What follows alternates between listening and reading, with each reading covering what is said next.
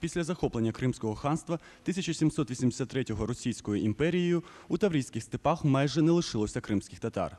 Невеликі турецько-татарські громади жили до Першої світової на півдні сучасної Херсонщини та півночі Арабатської стрілки. Їхні зв'язки з Кримом перервалися. Тому легенда про затоплені в цій місцевості кримськотатарські сім'ї у 45-му поширилася серед кримських татар лише в останні 10 років. Старожили слов'яни нічого подібного не пам'ятають. Татари тут не проживали, по всій Арабатці не було ні одного татарина.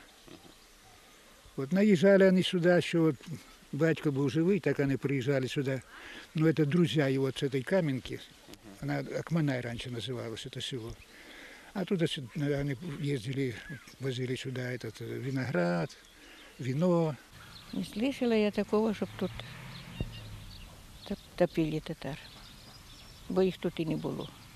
Азовское море большое. Ніхто їх ніде не топив, брехня это, і нехай не брешуть, це татари це видумали. На півночі Арабатки кримсько-татарські назви селищ залишалися до самої депортації. Це засвідчують карти 26-го року, що збереглися в місцевих краєзнавців. Досі ще слов'янське населення називає тутешні села не сучасними назвищами, а кримсько-татарською. Селище Стрілкове – стара назва Чокрак, острів Полинове – Коянли, а також село Арталан, що зникло після війни. Тому місцеві краєзнавці не дивуються легенді про потоплення кримських татар. А на рибальських картах позначено місця, де затоплені баржі. Дослідження цих барж могло б довести факт або спростувати історичні чутки. Это не миф, потому что это обычная серийная, так сказать, традиционная методика истребления, так сказать, русского народа, украинского, белорусского и так далее. Что касается самого факта как такового, то я в него могу поверить.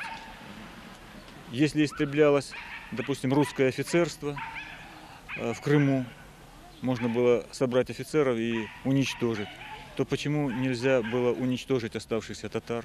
То есть почерк один. Немає нічого дивного, що старожили не пам'ятають цього. Автор книги «Генічисти генічані» Віталій Піхуля впевнений, що старі люди досі залякані минулими роками. Знаете, может, что и было, то уже что мне с головы повылетало, все, я не могу вам объяснить точно. 5 років тому тодішній міський голова Генічеську пан Муравйов, підтриманий кримськими татарами, пообіцяв знайти баржу з потопельниками. Не встиг. Мера посадили за хабарництво, а чутки й надалі обростають новими подробицями. Осман Пашай, Віталій Зітковський, з Арабатської стрілки, програма «Вікна СТБ» за підтримки студії «12 минут новостей».